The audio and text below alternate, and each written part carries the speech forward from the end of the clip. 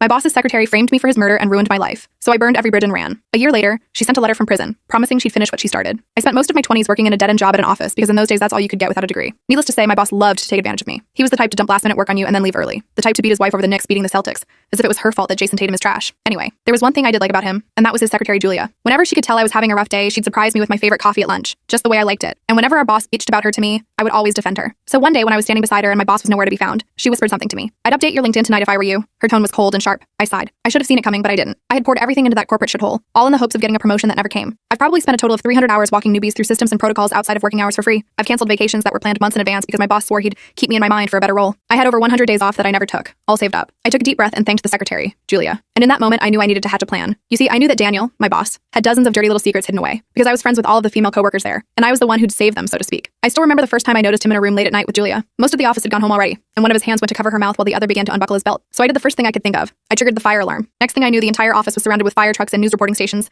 ready to give out whatever juicy gossip they thought they were going to find. I tried to convince Julia that she needed to come forward, that I would be her witness, but she just said the same thing that every other woman in the office said when I tried to do this. "I can't afford to lose this job. Please stop bringing it up." It was heartbreaking every time, and it enraged me to see Daniel getting away with it. But now that I was getting fired, I could do exactly what I wanted. And I always had the ice hockey mentality, meaning I firmly believed that everything ought to be solved with violence, by any means necessary. So one day, I asked my sister if she could hang around outside of work and follow my boss home. For context, she's a bad bitch and looks harmless, so if she somehow got caught, Daniel wouldn't assume it was me behind it all. She managed to plant evidence to frame him for cheating on his wife, which he obviously was. She threw one of her earrings into the backseat of their car, left a pair of red-hearted undies by their kitchen counter, a suggestive note by the plant pot, and as if by fate, it just so happens that Daniel sleeps with all his windows open. So this was extremely easy to do. A few days later, on the day I was meant to be fired, Daniel never came into work. When I asked Julia what was going on, she told me that he and his wife were going through a sudden divorce. I couldn't even hide my smirk. Julia laughed too, but only because she thought it was karma in the works, instead of yours truly. I knew things were getting really good when he finally returned to work, because for the first time ever, he went the entire day without yelling or trying to take advantage of the interns. Like, wow. So that's when I struck again. Or at least my sister did. That day I brought Daniel his coffee, but instead of his usual, it was a decaf latte, along with a side of 3 crushed up Benadryl. And sure enough, he ended up going home early in an Uber because he must have had a bad night's sleep last night. That night, my sister snuck into his home and found his depression meds, and she switched it for some harmless vitamin C capsules. Lol. The next day, Daniel looked like crap. His eyes were bloodshot and glassy, his hair was greasy like he had skipped a shower that morning, and he couldn't even make eye contact with anyone, let alone fire me. Me and Julia even joked that he looked like a zombie from that Game Plants vs. Zombies LMAO. I'm still not sure what I expected to happen next. Maybe for him to quit and move somewhere else, or to slowly become a better person. Boy, was I wrong. Because a week later, as I had my feet on the coffee table while enjoying some Breaking Bad on Netflix, I got the call. It was Julia. She was in tears and could barely get the words out. "Daniel, he took own life. Dead." My heart dropped. I immediately hung up the phone. That's when I heard a knock at the door. I opened it to see his wife death staring me. Christine stood there in my doorway, her eyes red-rimmed but disturbingly calm. For a second, neither of us said a word. I just stared, completely frozen, heart pounding so loud I thought she'd hear it. She looked exhausted, holding herself tightly as though the slightest breeze might topple her over. It hit me that I'd never seen her like this. Not in all those company parties or late nights where she'd show up at the office, always composed, always in control. Now she looked like someone had reached in and pulled out whatever strength she had left. "Can I come in?" she finally asked, her voice barely above a whisper. It sounded rough and broken, and that shook me more than I wanted to admit. I stepped aside quickly, fumbling to close the door behind her. My thoughts raced, wondering if she knew, if somehow she'd figured out my part in this. Christine moved past me without looking around, heading straight to my kitchen table like she'd been here before, like this was just another one of Daniel's company dinners, and we were about to sit down over drinks and fake smiles. She sat down slowly, carefully pulling the chair out, like any quick movement might break her. I sat down across from her. She looked straight at me then, her gaze piercing. "Did you know?" she asked bluntly, not breaking eye contact. "Know what?" I managed, trying to keep my voice level. "Did you know he was seeing someone else?" she asked, her voice cracking slightly. She didn't cry, didn't even tear up. "I heard rumors," I admitted cautiously. "You know how the office is. People talk, but I never actually saw anything." It wasn't exactly a lie, but it wasn't entirely true either. My stomach twisted uncomfortably as I watched her reaction, hoping she'd believe me. Christine nodded slowly, seemingly processing this, turning it over in her mind. I didn't either. I mean, I suspected, of course. Daniel was always distant, secretive, but I never thought he'd actually... She rubbed her face tiredly. I felt a sudden urge to comfort her, to reach out and place a hand on her shoulder or say something reassuring, but I stayed perfectly still. "I just needed someone to confirm I'm not crazy," she finally said, shaking her head slightly, "to tell me I'm not imagining things." "You're not," I said quietly. Daniel was complicated. He had a lot going on. We sat there for another few minutes in uncomfortable silence, neither of us knowing exactly what else to say. Christine eventually stood up, steadying herself briefly on the table as if gathering strength. "I'm sorry to bother you. I needed to talk to someone." "It's okay," I said quickly, standing up as well, awkwardly hovering near the table. "If you need anything else, just call. Seriously." Christine paused at my door, turning slightly to face me. "Thanks for listening. I guess I thought you might have known something I didn't. If I had," I lied smoothly, "I would have told you." Without another word, she stepped outside, closing the door softly behind her. I stood rooted in place, listening to her footsteps fade away until I couldn't hear them anymore. Only then did I let out the breath I'd been holding, my knees suddenly weak as I sank back into the chair. I didn't sleep at all that night. I kept replaying that conversation over and over, wondering if I'd said too much, if she suspected anything. The guilt pressed down harder than ever, suffocating me as I stared blankly at the ceiling until dawn. In the following weeks, paranoia became my constant companion. I'd glance nervously at every passing car,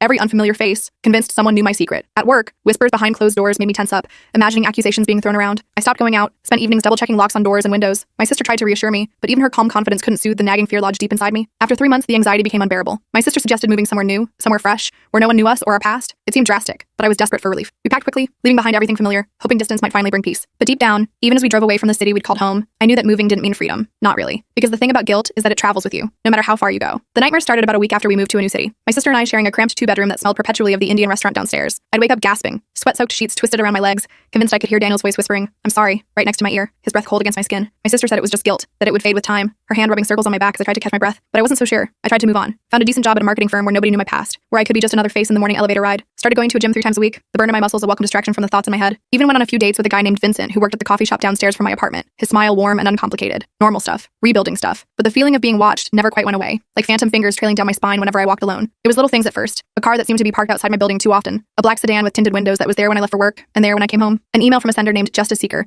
that contained nothing but a single period. A hang-up call from a blocked number every Tuesday at exactly 9:17 p.m. The silence on the other end somehow louder than any threat. "You're being paranoid," my sister told me over dinner one night, twirling pasta around her fork. She looked better now. Had gained back the weight she'd lost during those terrifying weeks. Her cheeks fuller, her eyes brighter. Had stopped checking over her shoulder constantly. "Christine has no idea where we are. Julia's probably in Mexico living her best life with whatever she blackmailed out of Daniel." I nodded, but I wasn't convinced. The food tasteless in my mouth. "Maybe," I said, pushing my food around my plate. "But what if—" "No more what ifs," she interrupted, reaching across the table to grab my hand. "We're safe. It's over." I wanted to believe her. I really did. Then the package arrived. No return address. Just a small brown box sitting innocently outside my apartment door when I got home from work. I almost didn't open it. Almost threw it straight into the dumpster behind our building. But curiosity won out. Inside was a USB drive and a small card that simply read, "Part 2. The letters precise and black against the cream cardstock. My hands trembled as I plugged it into my laptop. Another video file. I clicked play, my throat tight with dread. It was footage from what looked like a hotel room. Bland beige walls and generic artwork. Julia sat on the edge of the bed, talking to someone off camera. Her face looked different, harder, more calculating than I'd ever seen it at the office. Her usual warm smile replaced by something cold and reptilian. "He's becoming a liability," she was saying, her voice crisp and businesslike. "The depression is making him sloppy. He almost told his wife about us last week." A male voice responded, though I couldn't see who it belonged to. "So what do you want to do about it?" Julia smiled, cold and determined. "I think it's time for Daniel to have an unfortunate accident. But first, we need someone to take the fall." The video cut to another clip. Julia in what looked like a car, on the phone. "Yes, Christine, I think you should know. Your husband has been acting strange lately. I'm worried about him, and I think one of our coworkers might be involved somehow." My blood ran cold as I realized what I was watching. Julia setting me up. Julia manipulating Christine. Julia orchestrating everything like a puppet master. Invisible strings attached to all of us. The final clip showed Julia in Daniel's office after hours, going through his desk with practiced efficiency, replacing what looked like med bottles. Not my sister. Julia. I slammed my laptop shut, breathing hard. This changed everything. I hadn't called Daniel. Julia had. She'd used my hatred of him, my sister's willingness to help. All of it as cover for her own plan. A perfect smokescreen for her own murderous intentions. But who sent this video? And why now? Months after we'd fled. My phone buzzed with a text from an unknown number. "Now you know. What are you going to do about it?" I didn't respond. Couldn't. My mind was racing too fast. 1,000 thoughts colliding. The next morning, I called in sick to work and spent the day trying to track down more information. I searched for Julia online,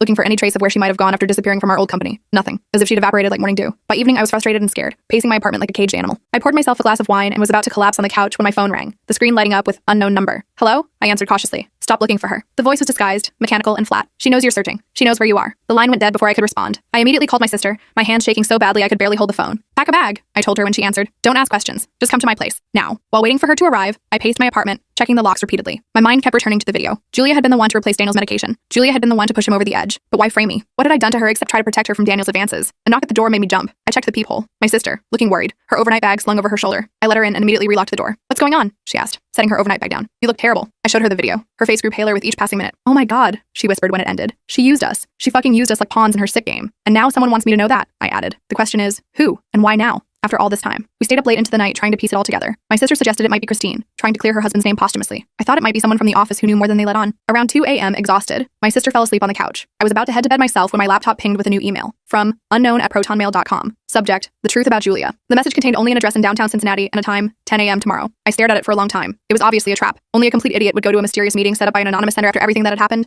but I needed answers. I didn't tell my sister about the email. When she woke up the next morning, I told her I had to run to the office for a few hours to catch up on work I'd missed. The address turned out to be a small coffee shop tucked between a bookstore and a vintage clothing boutique. I arrived 20 minutes early, chose a table with my back to the wall, and ordered a coffee I had no intention of drinking. At exactly 10 a.m., a woman walked in. It took me a moment to recognize her without the expensive suits and perfect makeup, but when she turned toward me, I felt like I'd been punched in the stomach. Deborah, Daniel's executive assistant from the floor above ours. We'd barely interacted at the office. She worked directly for the company president and rarely mingled with us lower-level employees. She sat down across from me without asking permission, her eyes hard and evaluating. "You look surprised to see me," she said quietly. "I am," I admitted. "What is this about? Did you send me that video?" She nodded, glancing around to make sure no one was listening. "Julia and I were friends once, before she changed, before she started sleeping with Daniel and plotting her way up the corporate ladder." I blinked, trying to process this. "Julia and Daniel were having an affair for nearly 2 years," Deborah confirmed, "but it wasn't about love or even lust. It was about power. Julia wanted Daniel's position. She was using him, gathering dirt on him, manipulating him like a chess master. But why would she call him?" I asked, keeping my voice low. If she had dirt on him, couldn't she just blackmail him into promoting her? Deborah's mouth twisted into a bitter smile. Daniel was going to end it. He'd finally had enough of her threats. He was going to come clean to his wife, to HR, to everyone. Julia couldn't let that happen. It would have destroyed everything she worked for. So she, what? Used me as a convenient scapegoat? You made it so easy, Deborah said, not unkindly. Everyone knew how much you hated him, how protective you were of the women in the office. When things started happening to Daniel, the divorce, the medication issues, you were the obvious suspect. I felt sick. Why are you telling me this now? Why not when it was happening? I didn't know the full extent until after, she said. Julia kept digital journals, password-protected files where she documented everything. I only found them because she asked me to retrieve some files from her computer after she disappeared. Where is she now? I asked, leaning forward. That's why I contacted you, Deborah said. She's here, in Cincinnati. She started working at Harlow Media under a new name, Willow Parker. She's looking for you. I don't know why, but she's obsessed with finding you. She calls you unfinished business. You've seen them? My heart was pounding. Deborah nodded. We've been reconnecting. She thinks I'm still her friend, but after what she did to Daniel, to you, to everyone, I can't let her hurt anyone else. She's a monster wearing human skin. What do you want from me? Help me stop her, Deborah said simply. I have access to her apartment. I can get her journals, her records, everything we need to prove what she did, but I can't do it alone. Every instinct told me to run, but running hadn't worked. Julia had found me anyway. When? I asked. Decision made. Tonight. She has a business dinner with potential clients. Her apartment will be empty from 7 to at least 10. I nodded slowly. I'll help, but my sister stays out of this. She's been through enough. Deal, Deborah said, standing up. She handed me a piece of paper with an address. Meet me here at 6:30. Come alone. And be careful. Julia has eyes everywhere. As she walked away, I couldn't shake the feeling that I was making another terrible mistake. I told my sister I had a date to explain my absence for the evening, hating the lie but needing her safely out of the way. I even wrote a quick note explaining everything and sealed it in an envelope, leaving it on my kitchen counter just in case something went wrong. At 6:25, I parked a block away from the address Deborah had given me. It was a modern apartment building in one of the nicer areas of Cincinnati. I spotted Deborah waiting outside, looking nervous, checking her watch repeatedly. Ready? She asked when I approached. I nodded, though ready was the last thing I felt. We took the elevator to the 12th floor. Deborah led me to apartment 1207 and pulled out a key. She gave you a key to her place? I whispered, surprised. Like I said, she thinks we're friends again, Deborah replied, unlocking the door. She trusts me. That's her weakness. She thinks she's smarter than everyone else. Julia's apartment was immaculate. Minimalist furniture in shades of white and gray, everything perfectly arranged like a showroom. Her office is this way, Deborah said, leading me down a hallway. The computer is password protected, but I know what it is. The journals are in a hidden folder called Projects. Typical Julia, seeing people's lives as something to manage and complete. As Deborah sat down at the desk and began typing, I wandered around the office. There were no personal photos, no mementos. The only decoration was a small framed quote on the wall. Revenge is a dish best served cold. I'm in, Deborah announced. Come look at this. I moved behind her to see the screen. She had opened a folder labeled Projects that contained dozens of files with dates as names. These are her journals, Deborah explained. She documents everything. Plans, thoughts, actions. Like a sociopath's diary. The file opened to reveal pages of text. Julia, or Willow, as she now called herself, had indeed been tracking me. She knew where I lived, where I worked, even where I got coffee in the mornings. She had detailed plans for what she called Phase 2, though what that entailed wasn't clear. Go back, I said suddenly. Check the entries from right before Daniel died. Deborah navigated to files from those dates. There it was. Explicit details of how Julia had replaced Daniel's medication, how she had manipulated Christine, how she had set me up to take the fall. We need to copy these, I said urgently. All of them. It's the only way to prove what really happened. Deborah nodded, pulling a USB drive from her pocket. Already planned on it. As she began copying the files, I continued reading through the journal entries. Julia had been planning Daniel's death for months. She'd been having an affair with him, but also blackmailing him with evidence of financial improprieties she discovered. When he threatened to expose her, she decided he needed to be eliminated. Deborah, I said slowly as a terrible thought occurred to me. How did Julia know I moved to Cincinnati? I didn't tell anyone from the office where I was going. Deborah's hands paused over the keyboard. I don't know. Maybe she hired a private investigator? And how did you find me? I pressed, taking a small step back. How did you know where to send that package with the video? The room seemed to grow colder as Deborah turned to face me, her expression unreadable. I told you. I've been monitoring Julia's activities. She led me to you. No, I said, taking another step back. That doesn't explain how you knew my address. No one knew that except my sister, and the front door opened with a soft click. Right on time, Deborah said, her voice suddenly different, harder, colder. Footsteps approached the office. I looked around frantically for an escape route, but there was only one door, and Deborah was between me and it. Julia appeared in the doorway, looking exactly as I remembered her except for her now blonde hair. She smiled at me, that same warm smile that had once brought me coffee when I was having a bad day. Hello, old friend, she said, her voice honey sweet with poison underneath. I've been looking for you for a long time. You two are working together, I said, the realization hitting me like a truck. Not exactly, Julia replied. Deborah works for me. Always has. She's quite the actress, isn't she? Almost had you convinced she was on your side. Deborah stood up from the desk, moving to stand beside Julia. Sorry about the deception, she said, not sounding sorry at all. But we needed you to come willingly. It's so much cleaner this way. Why? I demanded. What do you want from me? Julia's smile widened. Closure. You see, you're the loose end in all of this. The one person who knows too much. The one person who could ruin everything I've built. I haven't told anyone, I protested, eyes darting around for anything I could use as a weapon. I took the settlement. I disappeared. I kept my mouth shut about everything. For now, Julia agreed. But for how long? Especially now that you know the truth. She gestured to the computer screen where her journal entries were still displayed. I can't have that hanging over my head forever. So what's your plan? Tell me too? Make it look like another sewer slide? Julia laughed. Nothing so dramatic. I just need insurance.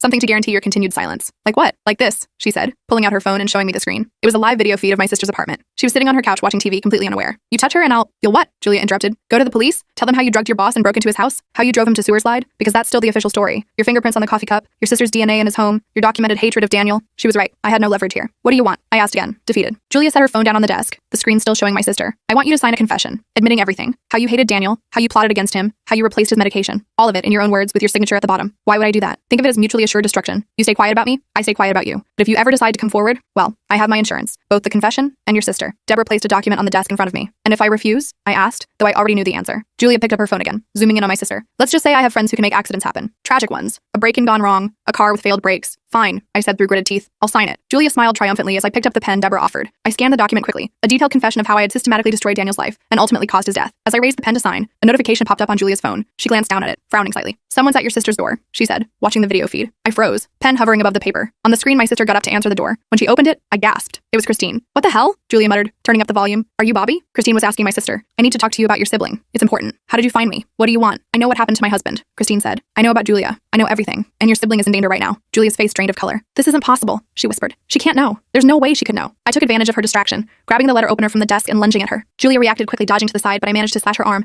the blade cutting through her silk blouse and into flesh. She cried out in pain as Deborah grabbed me from behind, pinning my arms. You bitch! Julia hissed, clutching her bleeding arm. You're going to regret that. She picked up her phone again, but what she saw made her freeze. Christine was showing my sister something on her phone. What looked like photos or videos, my sister's expression changing from suspicion to horror. That's why I'm here, Christine was saying. To warn you, Julia's been planning this for months. She's going to try to use you to get to your sibling. She's already lured them into a trap. How did you find your sister? Deborah demanded. How does Christine know any of this? Who told her? Julia didn't answer, her eyes fixed on the screen, watching as my sister's shock turned to determination. My sister was now making a phone call. Her movement's urgent. We need to go, Julia said suddenly. Now. This whole thing is blown. Someone talked. What about her? Deborah asked, nodding toward me. Julia looked at me, calculation in her eyes. Bring her. We might still need leverage. Deborah started to drag me toward the door, but I fought back with everything I had. I stomped hard on her foot, making her loosen her grip just enough for me to break free. I ran for the desk, grabbing Julia's phone before either of them could react. Stop her! Julia shouted. I managed to hit the emergency call button before Deborah tackled me to the ground. The phone skittered across the floor as we struggled. 911. What's your emergency? A voice came from the phone. Help! I screamed as loudly as I could. Apartment 1207 at the Meridian. They're trying to... Deborah's hand clamped over my mouth, cutting off my words. But it was too late. The call had gone through. Julia grabbed her phone, ending the call, but her composure was completely gone now. We have maybe 5 minutes before cops show up, she said. We need to disappear. Now get everything we need. What about her? Deborah asked again. Julia stared at me for a long moment. Leave her. We don't have time. But this isn't over, she added, addressing me directly. Not by a long shot. I'll find you again. I always do. They fled, footsteps receding down the hallway. I scrambled to my feet and ran to the computer. The USB drive was still plugged in, the file transfer complete. I grabbed it, shoving it into my pocket. I could hear sirens in the distance. I couldn't be there when the police arrived. Not with my history. Not with the settlement agreement I'd signed. I took the stairs instead of the elevator, heart pounding as I raced down 12 flights,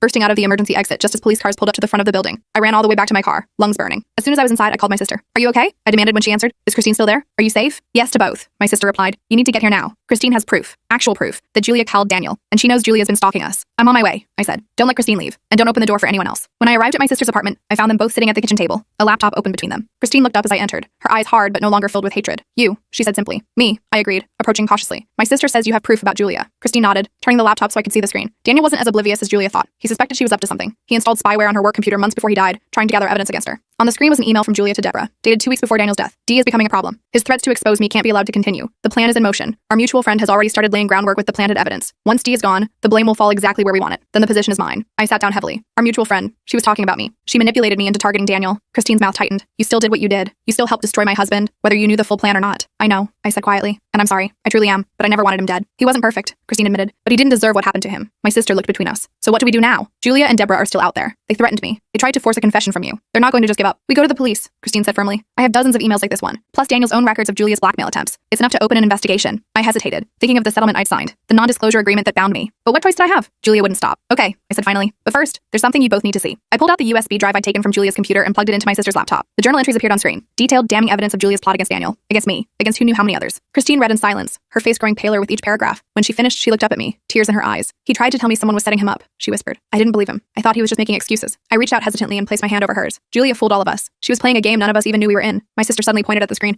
Look at this entry from last week. She mentioned someone named Albert. Says he's in position and ready when needed. I frowned. Albert Suzuki. Why does that name sound familiar? Christine's eyes widened. He's the new security guard at my apartment building. He just started 2 weeks ago. We all looked at each other as the implications sank in. She'd been 10 steps ahead of us the entire time. We need to go, I said urgently. All of us. Right now. It's not safe here. As if to emphasize my point, my sister's phone buzzed with a text. Unknown number. Albert says hello. Front door in 30 seconds. I grabbed my sister's arm and pulled her toward the back door. Fire escape. Now move. Christine was already on her feet, laptop clutched against her chest. What about my car? It's parked out front. Leave it, I hissed. The car's not worth your life. We clambered down the metal stairs as quietly as possible. When we reached the bottom, I peered around the corner of the building. No sign of Albert, at least not yet. My car's 2 blocks over, I whispered. Stay close and keep your heads down. We made it to my car without incident, piling in with Christine in the passenger seat and my sister in the back. I started the engine and pulled away from the curb, forcing myself to drive normally despite the urge to floor it. Where are we going? My sister asked, her voice shaking. I know a place, Christine said. My brother has a hunting cabin about an hour outside the city. No internet, no landline, completely isolated. Julia wouldn't know about it. I never mentioned my brother to anyone at the company. The cabin was exactly as Christine had described. Isolated, rustic, and completely off the grid. Perfect for hiding. Terrible for getting help if we needed it. Once inside, we gathered around the kitchen table with the laptop and USB drive, piecing together everything we knew. Christine's evidence combined with Julia's journals painted a clear picture. Julia had been systematically manipulating everyone around her for years. She used me, I said, staring at an entry where Julia detailed how she noticed my hatred for Daniel and decided to exploit it. She knew exactly which buttons to push. She used all of us, Christine corrected. Daniel was just an obstacle to be removed. I was collateral damage. My sister spoke up. So what's our next move? We can't hide here forever. She was right. We needed a plan, not just to escape Julia, but to stop her permanently. We go to the police, Christine said firmly. With both sets of evidence, they'll have to investigate. I shook my head. It's not that simple. I signed an NDA with the company. Plus, I did substance Daniel. I did help plant evidence in his home. Those are crimes. So what? We just let Julia get away with murder? Christine demanded. No, I said, an idea forming. We set a trap. We hit her at her own game. The plan was risky, but it was the best we could come up with. Christine would reach out to Julia, claiming she had Daniel's spyware evidence and wanted to make a deal. She'd arrange a meeting at a public place. Meanwhile, I'd contact Marcus from IT, the one person from my old job I still somewhat trusted,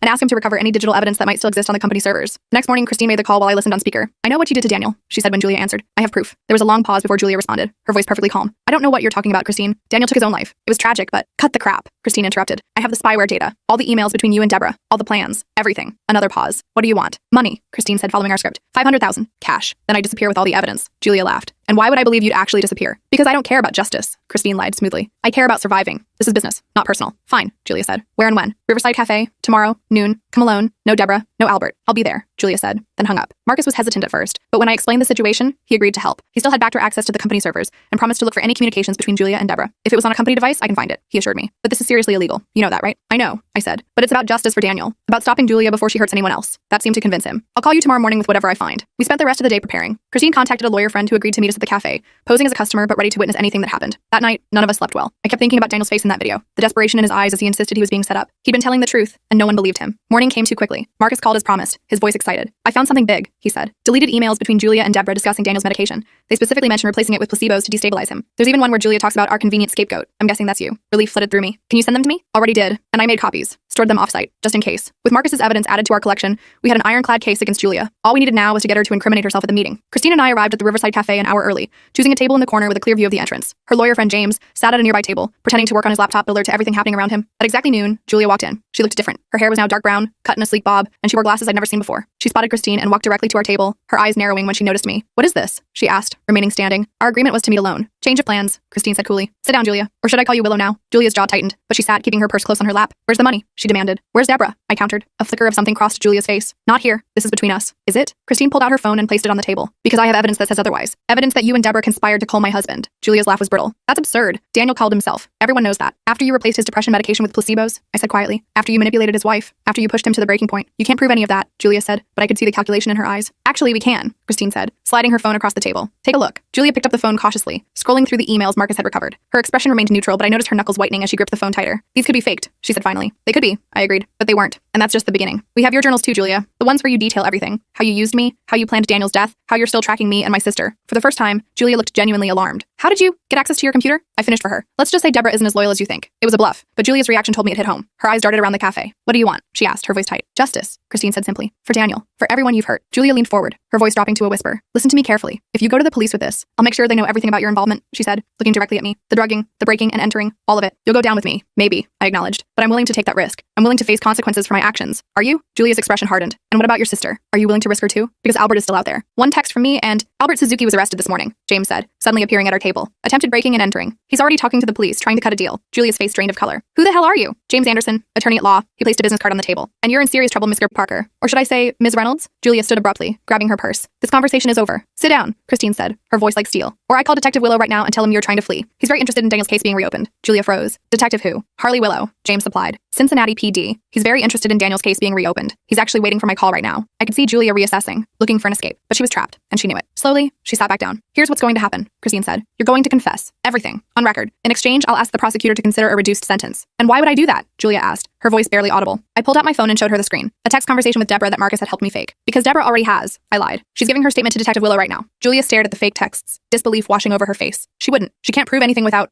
your journals?" I finished. "The ones we copied from your computer? The ones that detail every step of your plan? The ones that are already in police hands?" For a long moment, Julia said nothing. Then with a defeated sigh, she looked up at Christine. "I never meant for Daniel to die," she said quietly. "I just wanted him broken, discredited. I wanted his job. His death was an unexpected complication." "Tell that to the police," Christine replied. "Tell that to his family." James made a call, and 20 minutes later, Detective Willow arrived. Julia went with him without resistance, her eyes vacant as she was led away. The aftermath was messy, as I'd expected. I had to come clean about my role in Daniel's torment, though Christine backed up my claim that I had no knowledge of Julia's larger plan. The company tried to enforce the NDA, but James argued successfully that it was void due to the criminal nature of what it was covering up. In the end, Julia and Deborah both went to prison. Julia for second-degree murder, Deborah as an accessory. I got community service and probation for the drugging incident, largely thanks to my cooperation and Christine's surprising advocacy on my behalf. "You were manipulated," she told me outside the courthouse after the sentencing. "We all were. Julia is a master at it. That doesn't excuse everything, but it explains a lot." "That doesn't excuse what I did," I said, still unable to look her in the eye. "I'm I'm sorry, Christine. Truly. For all of it. She nodded, her expression solemn but no longer hostile. I know, and I believe you. That's why I spoke for you today. We never became friends, Christine and I. Too much had happened between us. But we reached a kind of peace, an understanding born from shared trauma. My sister and I moved again, this time to Portland, where the constant rain seemed to wash away some of the darkness that had followed us. I found work at a small marketing agency where nobody knew my history. She started taking classes at the community college, studying psychology. I want to understand people like Julia, she explained over dinner one night. Maybe help prevent others from becoming like her. Sometimes late at night, I still think about Daniel.